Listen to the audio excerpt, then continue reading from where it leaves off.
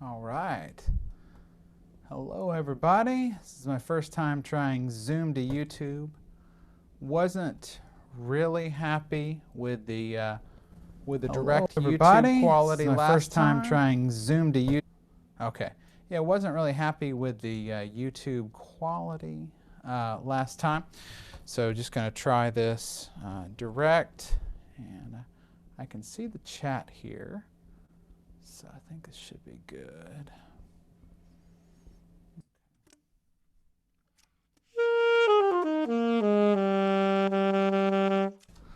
So today is the day that the TMEA All-State Saxophone Etudes come out, and I haven't looked at them yet, and I thought I would join you guys and see if we can take a look here. So I'm going to get my screen share going here, and maybe get a couple of people joined in here, and then we'll talk. Hope you guys are having a good week. Let's see here. Start a new window. Okay, great. Oh, hey Chris, how's it going? All right, glad you're here. Yeah. So, yeah, I've recorded the jazz etudes every year, and then I get busy at the beginning of the year, around August when my semester starts. This is my first year I'm doing a concert band clinic, and then I'm done with my doctorate. So, yeah, okay. So we're going to get the screen share going here. Let's see here. Hey, Druval, how's it going? Okay. So we will get this going here. See what's up with Safari. So TMEA on there. Let's see here. Okay.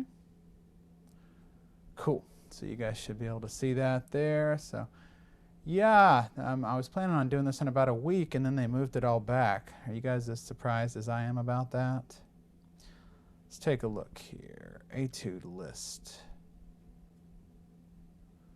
Okay, lots of red in the flute parts.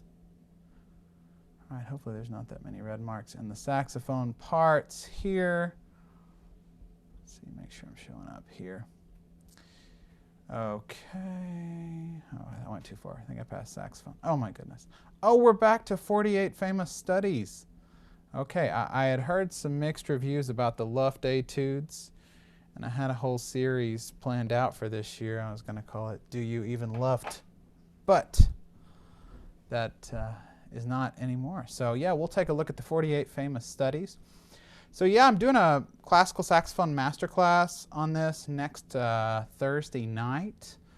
And that'll be the 23rd. And I'm going to walk through each of these etudes. But we'll take a little look right now, and you guys can look at it while I'm looking at it. We can kind of think it through here. So I have various Fairling books saved on my computer. The one that they use for Texas All-State is the regular Southern Music Edition, which I generally use the mule version, which is really nice. It's a little bit more expensive, and he changed some tempos because, as you know, it was originally an oboe book, and then it became popular like many things at the time. Some folks were working on violin etudes and flute etudes, but both of those instruments have pretty wide ranges, and the oboe is pretty similar to the saxophone, has 2.5 octaves. So let's take a look here. If you guys already know these, so if you guys got any questions about them, I'll be on here for a few minutes. Okay, so first one is page 3, number 6. So we're going to look at the mule version, but I would buy the Southern Music Edition for Texas. That's what you're going to want to use. Okay. Let's see, so this is page 3, number 6 here. Yeah. Oh, nice. Okay, well, everyone's going to be playing this one at 100 miles an hour. Yeah, so this is in 3/8, but it's really going to be in 1. So yeah, this is a super nice one. Everybody's familiar with concert B flat. So yeah, this will be a nice one. Okay, then yeah, there's no corrections on that one. I'm looking here. Then you got page 17, number 33. Let's take a look at that. Page 17, number 33. Okay. This one, I look at the first note. So it's a key signature of A flat major, but then the first note's C and the last note's A flat. So that gives me a clue it's an A flat major, indeed, and not F minor. If you have the Mule version, which is what a lot of college professors ask you to buy, he actually changed the tempos of a lot of these. He liked the slower tempos, you know.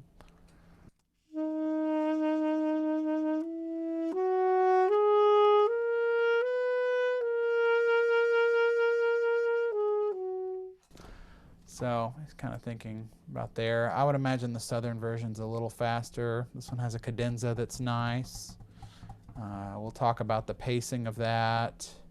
Got some trills, which when I'm working through those, I have a whole process for how to formulate your trills so they fit in rhythm and they work well. When I start practicing, I think it's absolutely essential that you do not do any trills or grace notes, just because it's going to affect your rhythm, and then it's just going to be a blemish on your playing for the rest of the 6 months that you're working on them. And then we got page 7, number 14. Okay, why they didn't just go in numerical order? Let's see here. Page 7, number 14. Okay, and D major. Okay, so yeah, it's a nice one.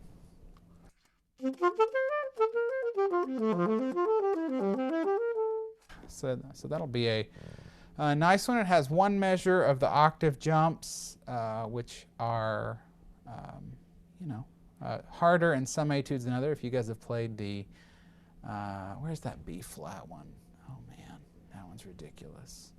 I had that one when I was in high school, and it was just so much practice.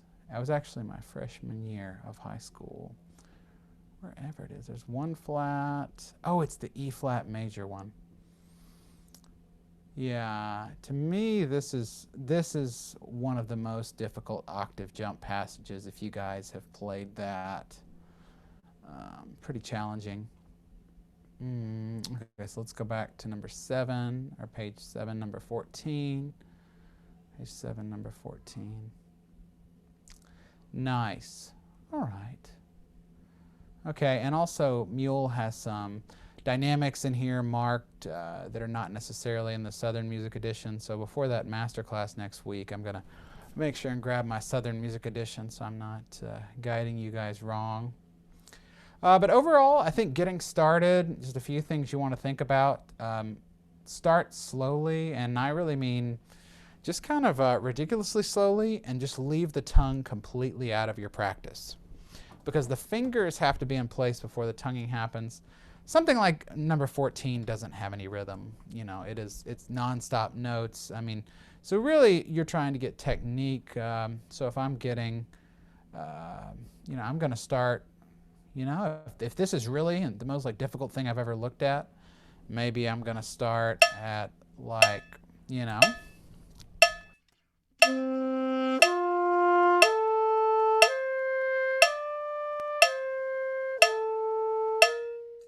maybe if I'm comfortable with that, and I can play that all the way through, maybe I'm going to go.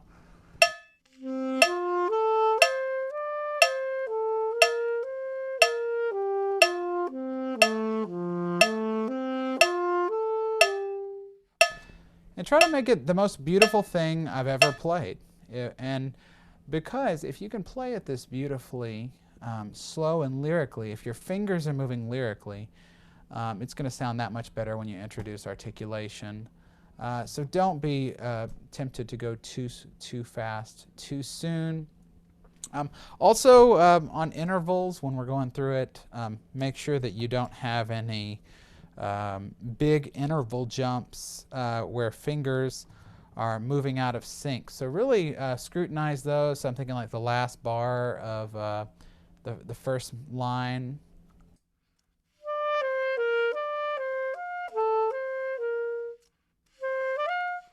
So you're doing something like that, and one of those fingers is popping up a little late.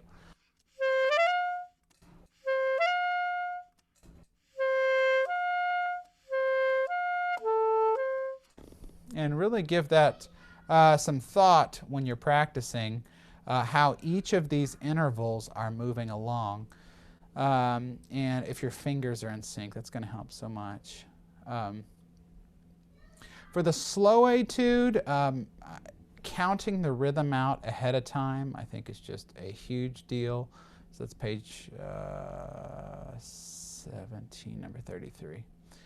Yeah, so counting all of this out is going to be a big deal. So I count it in 8, okay? So I'm thinking 1, 4, 5, 6, 7, 8, 1, and 5, 7, 1, 3, and 5, 6, 7, 8, and so notice how I skipped the grace notes there.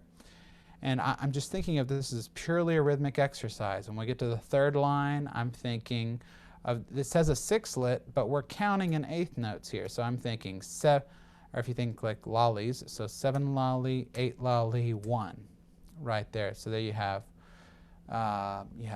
5, 6 te. Sorry, I usually use the ands. So 5, 6 te, 7 lolly, 8 lolly, 1. And mixing that in, I think is just so important, counting through all of this, just with a pencil or something, because you want to practice the things that are going to give you success on the saxophone. And if you're trying to put rhythm, notes, vibrato, all that, it's just a lot. Another thing we'll talk about next week is vibrato, how violin, flute, vibrato influences the classical saxophone, and how we can use those instruments as models, what good classical saxophone vibrato is, etc. And I'll be putting some more YouTube videos out about it as well. But yeah, so I'm pleasantly surprised that we are back to the Fairlink book. I know there was a little bit of displeasure with the Luft books last year. So if you guys, any of you guys like the Luft Etudes? I know some people liked them because they were longer. One difficulty this year is because 2 of these etudes are in easier keys, it's going to be more difficult to audition.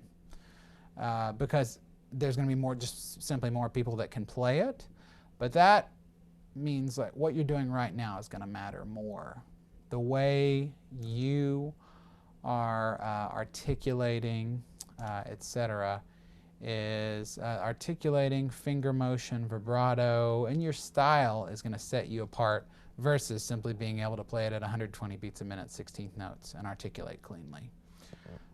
So that'll give you a competitive edge. But anyway, well, hope you guys have a great day, and yeah, drop a like on this, and keep a lookout for some more videos in the next week or so. Thanks so much.